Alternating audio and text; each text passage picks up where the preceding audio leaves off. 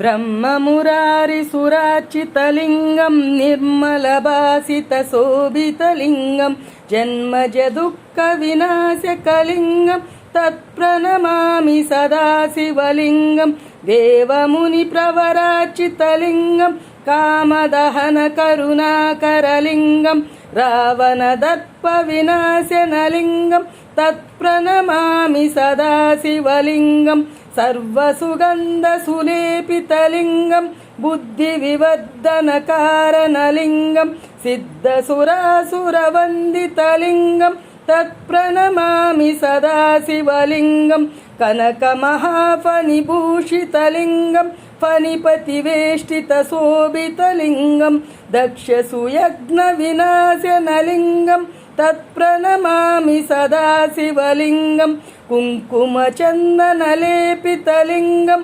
पङ्कजहारसुशोभितलिङ्गं सञ्चितपापविनाशनलिङ्गं तत्प्रणमामि सदा शिवलिङ्गं देवगणार्चितसेवितलिङ्गं भावैर्भक्तिभिरेव च लिङ्गं दिनकरकोटिप्रभाकरलिङ्गं तत्प्रणमामि सदा शिवलिङ्गम् अष्टदलोपरिवेष्टितलिङ्गं सर्वसमुद्भवकारणलिङ्गम् अष्टदरिद्रविनाशनलिङ्गं तत्प्रणमामि सदा शिवलिङ्गं सुरगुरुसुरवरपूजितलिङ्गं सुरपुष्पसुधार्चितलिङ्गं परमपदं परमात्मकलिङ्गं तत्प्रणमामि सदा शिवलिङ्गं लिङ्गाष्टकमिदं पुण्यं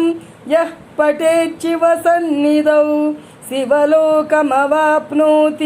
शिवेन सह मोदते।